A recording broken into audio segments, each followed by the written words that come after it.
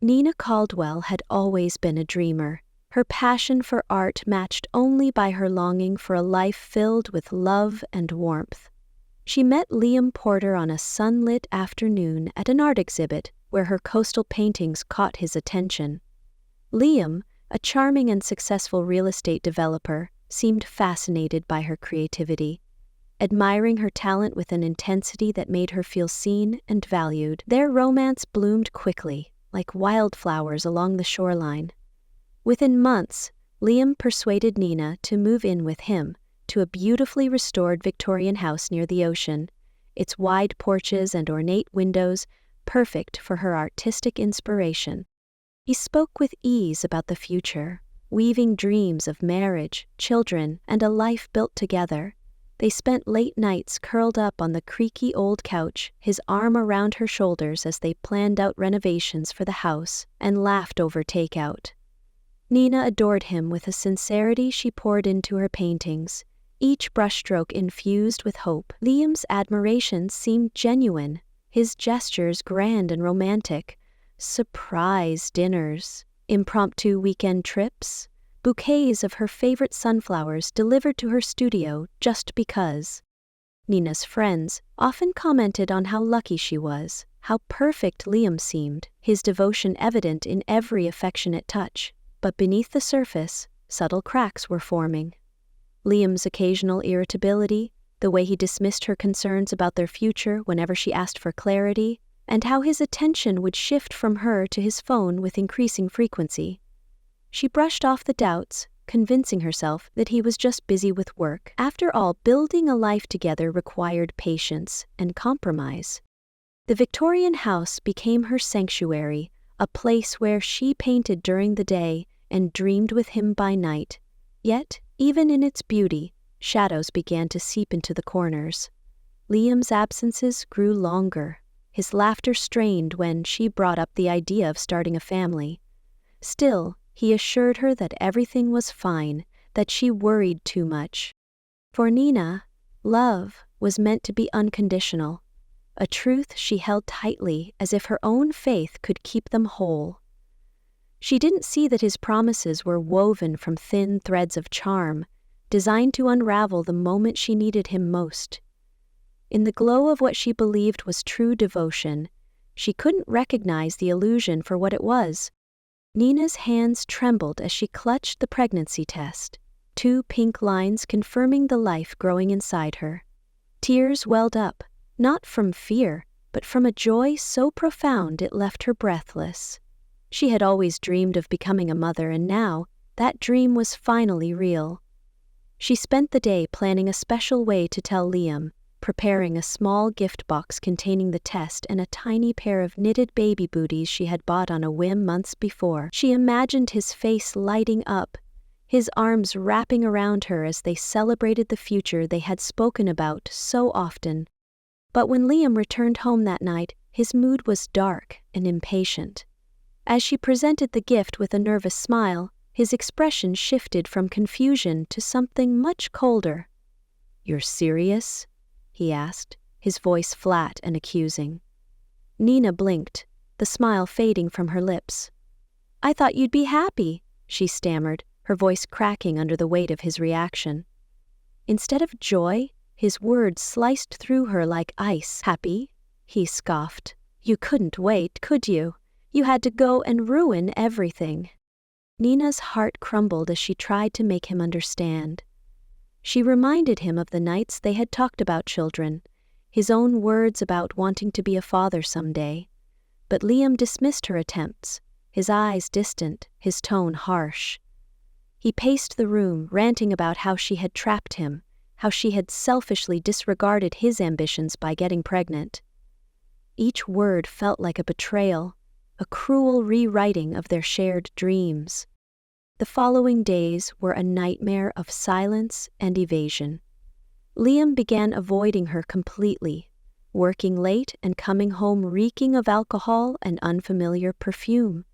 When she confronted him about the perfume and the suspicious messages she glimpsed on his phone, his response was callous. "You're paranoid," he snapped, turning his back on her. "This is why I can't be around you." Nina found herself alone in the Victorian house that once felt like a haven. She painted less and cried more, her once vibrant art studio now filled with unfinished canvases and discarded sketches. The man who had once showered her with affection now treated her as though she was a burden, an obstacle to be avoided. Even her friends seemed to drift away, their invitations dwindling as Liam's influence faded from her life. What should have been a time of celebration had turned into a slow unraveling of everything she believed in. Nina clung to her love for Liam, hoping that this was just a passing storm, that his cruelty was temporary. But the truth was clear. The dreams they had built together were shattering, and Liam was content to let them break. The end came not with a fight, but with a note.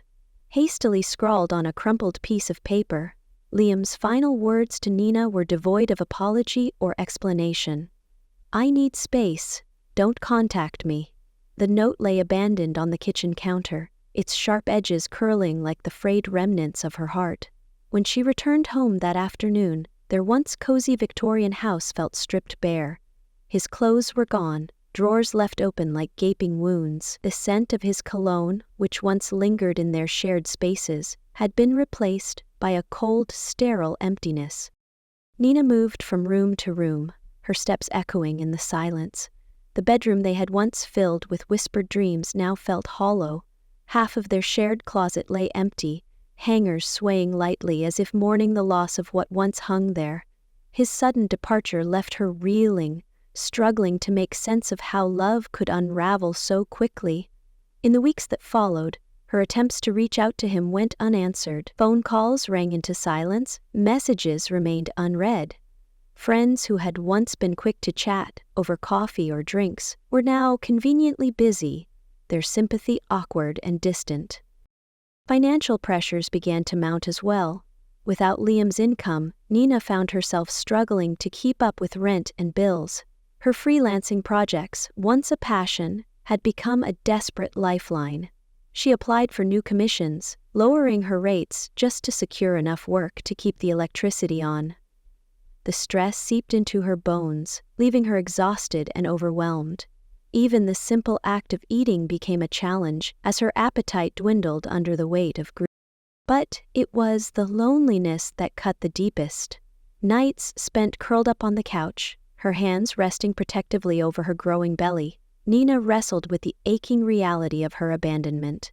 The love she once believed to be unbreakable had crumbled, leaving her to pick up the pieces alone, and still she clung to the hope that somehow Liam would return, that his anger and cruelty were merely symptoms of fear he would eventually overcome. Yet, deep down, Nina knew she was clinging to a ghost, a version of Liam that no longer existed, and perhaps never truly had. Months slipped by in a blur of exhaustion and uncertainty. Nina clung to her art commissions to scrape by, her swollen belly a constant reminder of the life she was fighting to protect. But, just as she began to find a fragile rhythm in her solitary world, a manila envelope arrived on her doorstep, cold and clinical in its presentation. She tore it open, her pulse quickening with dread. Inside was a legal summons, filed by Liam's lawyer. The contents were worse than anything she could have anticipated. Liam had not only filed for separation, but was formally denying paternity, accusing her of fabricating the entire pregnancy to exploit him financially. The documents outlined a narrative of manipulation and deceit, painting Nina as an opportunist seeking to trap a wealthy man for her own gain.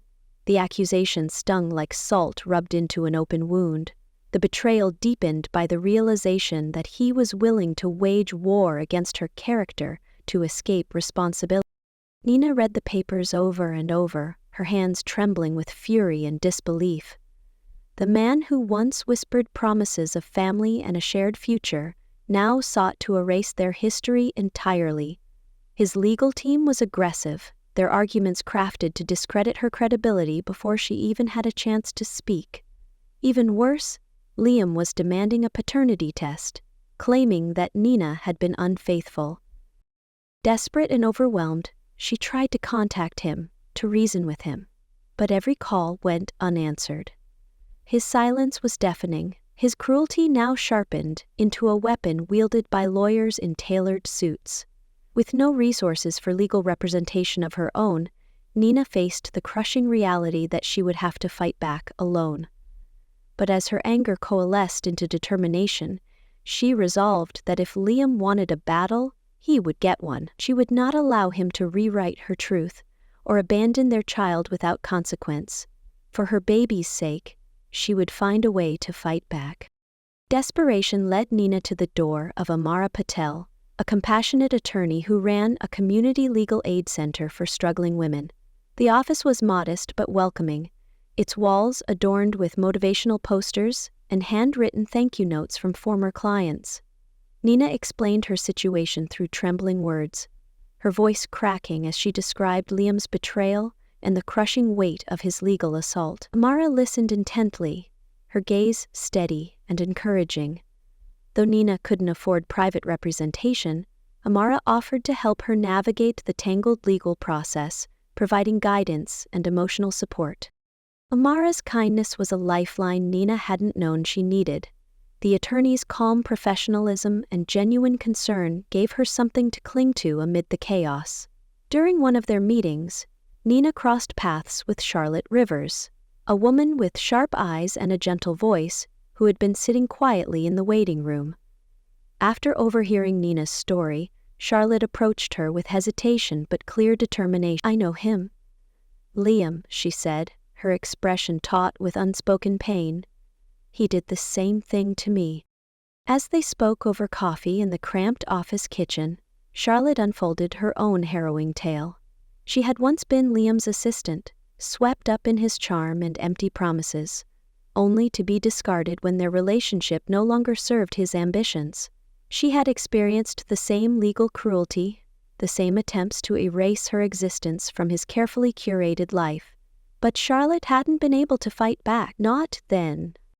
"I kept everything," Charlotte whispered, her fingers tapping nervously on the table. "Emails, messages, voice recordings. If you want them, they're yours. Maybe they can help you prove the truth." Her generosity stunned Nina. For the first time since Liam walked away, Nina felt the spark of hope rekindle. She wasn't alone anymore, and this time she was ready to fight back. Fueled by a newfound determination, Nina plunged herself into the arduous process of gathering evidence. Late nights blurred into early mornings as she sifted through every scrap of proof she possessed. Ultrasound reports, appointment logs, and text messages from Liam. When their future still seemed bright, she compiled receipts for the baby items she had purchased, conversations where he had spoken of fatherhood with excitement, and even a handwritten note Liam had left her once, joking about future nursery designs. Each piece of evidence felt like a shard of truth, pieced together to rebuild her shattered reality. Charlotte's contribution became the cornerstone of Nina's case. The files Charlotte handed over were extensive. Emails detailing Liam's manipulative tactics, voice recordings where he made similar promises to her, and messages illustrating his repeated pattern of abandonment. Charlotte had kept everything as a way to preserve her sanity, proof that her pain had been real and not a figment of her imagination. Now, her courage in sharing those records was Nina's greatest asset. Nina compiled the evidence into a thick folder, neatly organized and labeled. Her hands trembled slightly as she clicked through recordings and read over the messages, but her resolve only strengthened. With Amara's guidance, she prepared a formal motion to present her evidence in court, requesting the judge's permission to include Charlotte's documents as corroborating testimony. What once felt like an insurmountable challenge now seemed within reach. Nina was no longer just fighting for herself. She was fighting for her child's right to exist, free from shame and denial. And thanks to Charlotte's bravery and Amara's unwavering support, she was no longer fighting alone. The truth was on her side, and she intended to wield it like a blade. The day of the hearing arrived with a chill that seeped into Nina's bones. She stood outside the courthouse, her fingers clutching the thick folder of evidence she had painstakingly compiled. Amara walked beside her, calm and composed, offering words of encouragement that helped steady Nina's frayed nerves. Inside the courtroom, the air felt sterile and unforgiving, the faces of strangers watching with a mixture of curiosity and skepticism. Liam sat across from her, his expensive suit immaculate, his expression one of polished indifference. At his side, a high-profile lawyer exuded confidence, his eyes gleaming with the predatory assurance of someone accustomed to victory. As the proceedings began, Liam's lawyer wasted no time attacking Nina's credibility. He painted her as a manipulative woman who had fabricated the pregnancy for financial gain, using every trick in the book to discredit her. His words were sharp, rehearsed, each phrase designed to cast doubt on her character. "There is no proof this child is his," the lawyer declared, his voice dripping with disdain. "She has nothing but her own word, which, as we all know, can be dangerously unreliable." But Nina remained composed, her fingers wrapped tightly around the edges of her folder. When it was Amara's turn to speak, her calm professionalism radiated authority. She presented the evidence with precision, laying out ultrasound reports, appointment logs, and the carefully preserved text messages where Liam himself had spoken of fatherhood with hope and enthusiasm. Amara's voice never wavered, her questions cutting through Liam's defenses with ruthless efficiency. Then came the most critical moment, playing the recording Charlotte had provided. Liam's own voice filled the courtroom, expressing excitement and anticipation over the baby. The authenticity of his words was undeniable, his tone warm and genuine. It was a damning contradiction to the cold accusations his lawyer now lobbed at Nina.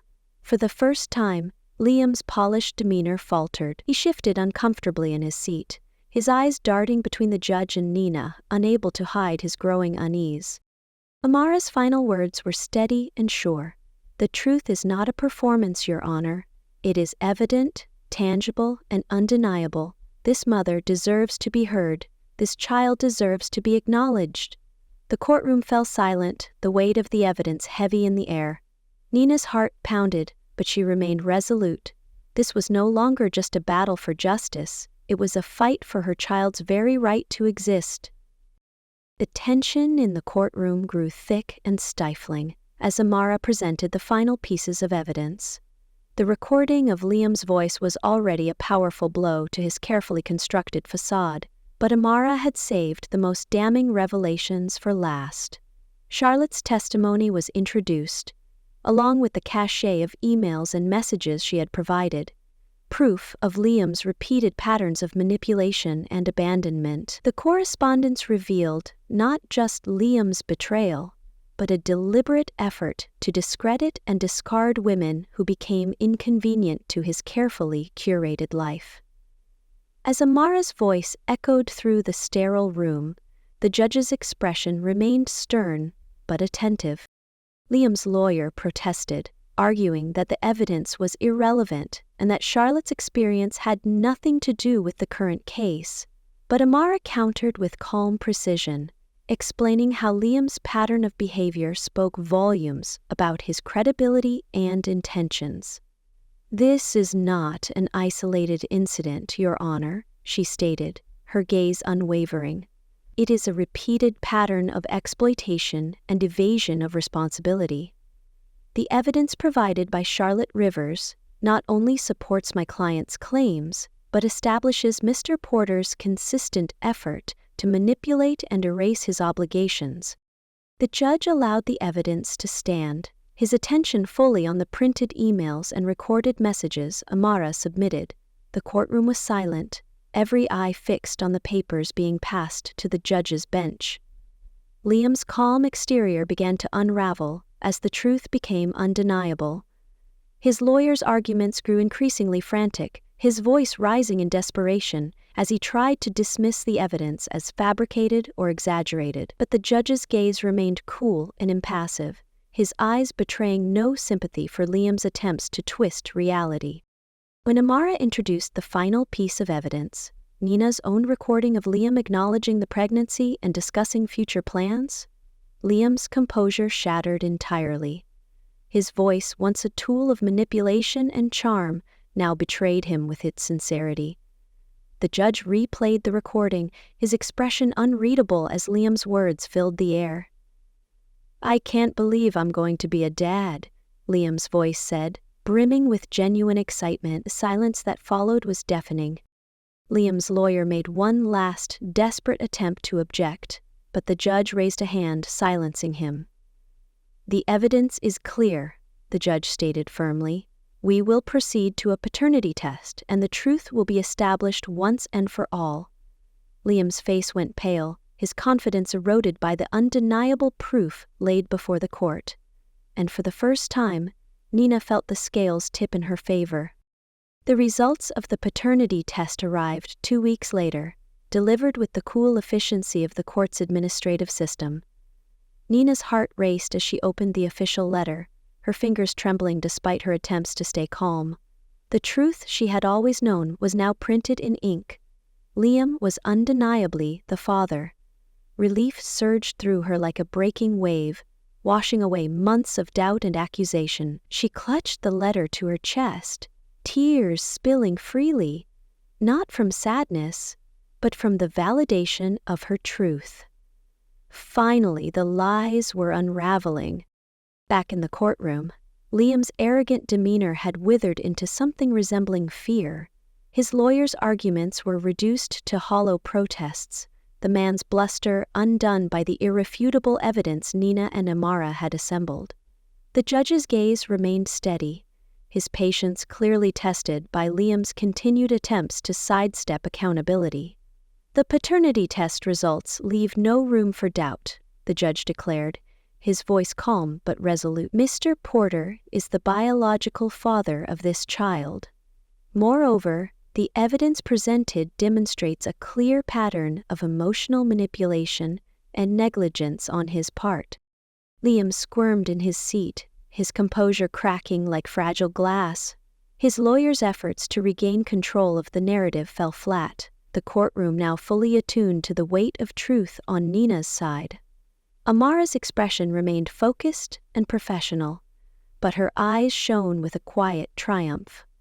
She had skillfully dismantled Liam's defenses, leaving him exposed and vulnerable before the court's judgment. The ruling came swiftly and without hesitation. The judge ordered Liam to pay child support retroactively and moving forward, as well as cover Nina's legal fees.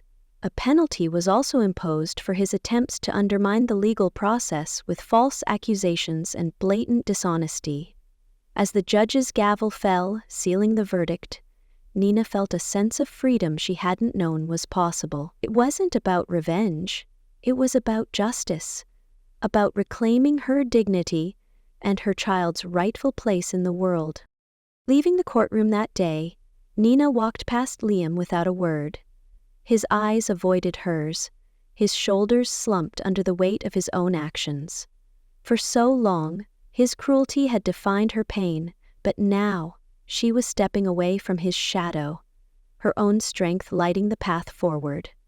For the first time, Nina felt truly vindicated. Months passed since the courtroom victory, but the echoes of that battle still lingered in Nina's mind. Yet, instead of festering wounds, the memory now served as a foundation, solid and unwavering. With the financial support Liam had been ordered to provide, Nina finally found the stability to focus on her art again. Commissions began to flow steadily, her passion rekindled and strengthened by the trials she had endured. Her paintings reflected her journey. Vibrant landscapes kissed by sunlight, resilient flowers blooming through cracks in stone. Each piece was a testament to her growth, resilience, and newfound peace. But rebuilding her life meant more than just financial security. Nina had found a powerful sense of purpose volunteering at Amara's Community Legal Aid Center. She shared her experience with other women who felt lost, betrayed, and voiceless. The legal process she once feared had now become a tool she wielded to help others.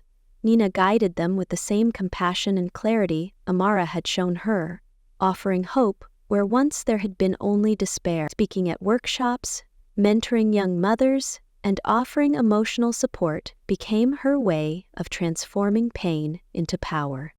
Her relationship with Charlotte also flourished. The two women, bound by shared trauma and determination, formed an unbreakable bond. Charlotte often joked that their friendship was Liam's only worthwhile contribution to their lives. They spent weekends together brainstorming creative projects, attending community events, and laughing freely. Something Nina had once thought she would never do again. Their friendship was genuine, built on mutual support and honesty, far removed from the performative charm Liam had once wielded so effectively. Nina's small coastal apartment, modest but filled with warmth and creativity, became a sanctuary of healing and joy. Its walls were adorned with her art, each painting a chapter of her journey from despair to empowerment. Her child, now a playful toddler with sparkling eyes and an infectious laugh, filled the space with life. Nina found herself smiling more often, her laughter no longer tinged with bitterness or pain. She had not only rebuilt her life, but had reshaped it into something stronger and more beautiful than before.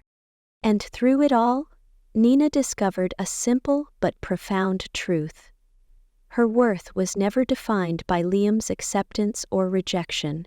She was whole on her own. And she was thriving. A year had passed since the final court ruling, and Nina's life had transformed in ways she once thought impossible. The Legal Aid Center had become her second home, a place where she not only volunteered but thrived. Under Amara's mentorship, Nina developed workshops to empower single mothers, teaching them how to gather evidence, advocate for themselves, and reclaim their voices. Her own story had become a beacon of resilience, shared at conferences and seminars where her words resonated with those who felt their strength waning. Nina's art also flourished, her works now celebrated in local galleries and online exhibitions, each piece echoing her journey from despair to empowerment. But just as she began to feel truly whole, a ghost from her past appeared at her doorstep. It was Margaret Porter, Liam's mother, her once proud demeanor replaced by a haggard, remorseful expression. Nina's initial instinct was to close the door, to protect herself and her child from further pain. But something in Margaret's eyes, an aching regret that cut through the years of bitterness, made her hesitate. The woman's shoulders sagged as she spoke, her voice cracking with each word. "I was wrong. I let him convince me you were lying, that you were trying to trap him. I should have known better." Margaret's apology was halting and imperfect, but genuine. She confessed her guilt for turning her back on Nina, blinded by loyalty to her son's version of events. With trembling hands, she asked to see her grandchild, her voice thick with sorrow. "I can't undo what I did," Margaret admitted, eyes brimming with tears. "But if you'll let me, I'd like to be part of his life, to try and make things right." Nina's heart warred between anger and compassion. For so long, Margaret's cruelty had been an open wound, a reminder of Liam's betrayal. But as she looked at the older woman, broken and humbled, Nina saw something familiar: pain, regret, and the desperate hope for redemption. She allowed Margaret inside, not because forgiveness came easily, but because healing required letting go of the weight she'd carried for so long. Their conversation stretched into hours, interrupted only by the joyful laughter of Nina's child toddling through the room. That night, as Margaret held her grandson for the first time, Nina felt the heavy burden of resentment begin to dissolve. Closure, she realized, wasn't about rewriting the past. It was about choosing to move forward, free from its grip.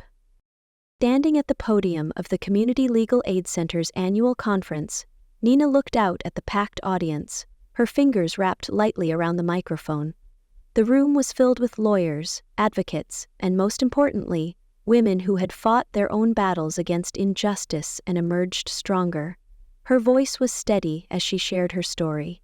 not as a plea for sympathy, but as a testament to resilience and reclamation. "The truth," she began, her eyes meeting those of women who listened with rapt attention, "is that our power doesn't come from what others grant us. It comes from what we claim for ourselves." Nina's journey had been one of pain and betrayal, but also of growth and healing. The Community Legal Aid Center, where she now worked as a full-time advocate and outreach coordinator, had flourished under her efforts. She had helped expand their programs, offering legal workshops for single mothers and providing emotional support for those facing abuse, manipulation, and erasure. Amara's mentorship had carried her further than she ever imagined. What had once been a shattered life was now a solid foundation, built on courage and determination. Art had also reclaimed its place in her life. Nina's paintings now depicted bold, sweeping landscapes filled with light and movement, each canvas a declaration of freedom. Exhibitions at local galleries celebrated her unique perspective, and her online presence grew steadily. What once served as an escape had now become a powerful tool for expression and empowerment. Her child, a joyful toddler with an infectious laugh, had become her greatest muse, a living, breathing testament to her resilience. Nina no longer felt defined by the cruelty Liam had inflicted. Instead, she was inspired by the women she helped, the stories she heard, and the lives she saw transformed. Closure had not come from Liam's apology, an apology that had never arrived. It had come from her own decision to embrace the truth, to refuse to be silenced or defined by someone else's betrayal. As she closed her speech with a heartfelt encouragement to those who still felt trapped in their own battles, applause erupted around her. The noise was thunderous, but it was the quiet peace within herself that mattered most. Leaving the stage, Nina felt lighter than she had in years. She had reclaimed her story, her voice, and her future. And that, she realized, was true freedom. The story of Nina Caldwell teaches a powerful lesson about resilience, self-worth, and reclaiming one's voice. Betrayed and abandoned by someone she trusted, Nina's journey illustrates that true strength often emerges from the darkest moments. She learns that her value isn't determined by someone else's acceptance or rejection, but by her own courage to stand up for herself and her child. Through the pain of betrayal and the grueling legal battle that follows, Nina discovers her own capacity for growth and empowerment. Her experience also highlights the importance of community and support. By connecting with Amara and Charlotte, Nina realizes that healing doesn't have to be a solitary struggle. She transforms her suffering into strength by helping other women facing similar injustices, proving that solidarity and empathy can be life-changing. Ultimately, Nina's journey reveals that closure doesn't always come from an apology or validation from those who've wronged us. It comes from finding peace within ourselves, embracing our truth, and choosing to move forward. Nina's resilience becomes her greatest triumph, showing that even in the face of betrayal, it's possible to rebuild, thrive, and turn pain into purpose.